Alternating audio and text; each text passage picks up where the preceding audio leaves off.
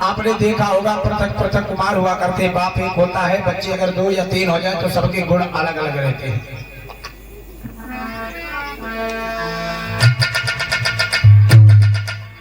तो इस प्रकार से अब देखो हर प्रकार में हरि अनंत हरि कथा अनंता गावे वेद सुने बहु संता। जहां न पहुंचे रवि और तहां पहुंचे कवि। जहां पर सूर्य का प्रकाश ना पहुंचे वहां पर कवियों की बुद्धि पहुंच जाती है, विवेक पहुंच जाता है। प्रभु अवतार हेतु विधि नाना कहे संत सुर वेद पुराना। प्रभु के अवतार अनेक प्रकार के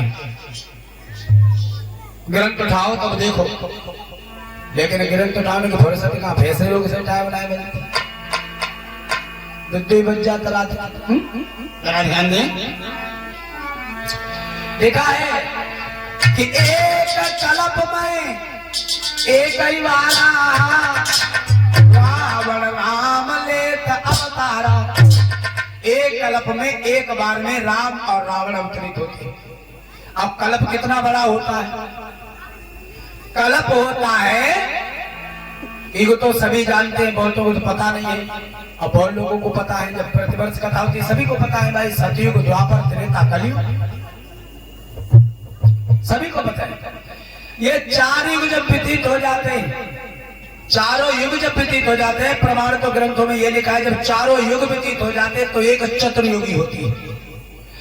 और जब वो पूरी चतुर्युगी होकर के एक चतुर्युगी बनती है, फिर जब एक चतुर्युगी पूरी घूम जाती है तो एक वही ब्रह्मा का एक दिन होता है, वही एक कल्प बताया गया है। कुछ लोग संधि विच्छेद करेंगे कि भाई जब 4 युग व्यतीत हो जाते हैं तब एक दिन होता है ब्रह्मा का और वही एक कल्प।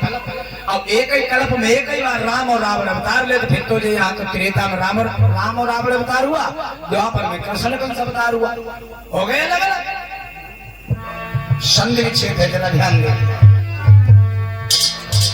कालिका पुराण के स्कंद 36 में 41 पृष्ठ पर लिखा हुआ है।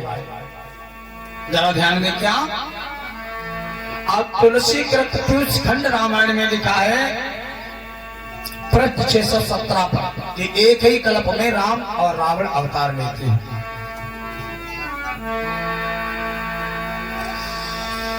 भूभूश्वर सर्वलोक सुहाई कलान अंत त्यू जाति नसाई। इन्हीं तिरात विधाता होते दिन जगी रचे राति में सोते। बोले अगर विधाता होते तो दिन में योग करते, रात में सृष्टि रचते, लेकिन ये सृष्टि सब तपबल से रची हुई है।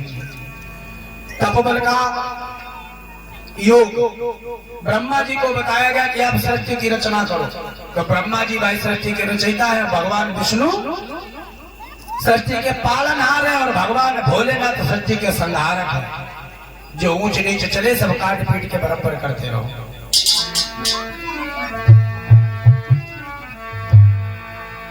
सूर्यवंशीय मर्यादा पुरुषोत्तम श्री राम भगवान श्याम सुंदर है। 16 कला राम का अवतार है 12 कलाओं का और कन्हैया का है 16 कलाओं का, 4 कलाएं बढ़ी हुई है। तो मुनि ने श्राप दिया कि जाओ तुम 3 जन्म तक राक्षस हो जाओगे। तो 3 जन्म तक राक्षस होने का वरदान दिया। दोनों गिड़गिड़ाए प्रभु एक तो बताओ, एक जन्म हो तो मैं पार करूं, 3 जन्म तक मैं राक्षस होऊंगा, मेरी जिंदगी कैसी कटेगी।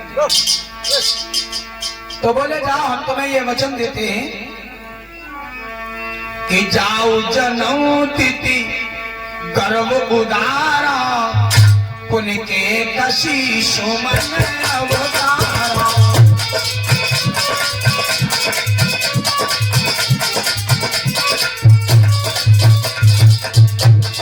बोले जाओ कश्यप की पत्नी तिथि के गर्भ से जाओ अवतार लो जाकर के वही रावण हुआ।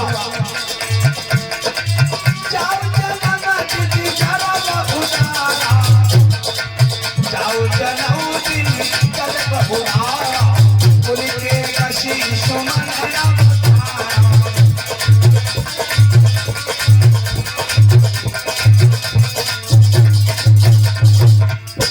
बोले जाओ जा करके तिथि के गर्भ से जन्म लो जा करके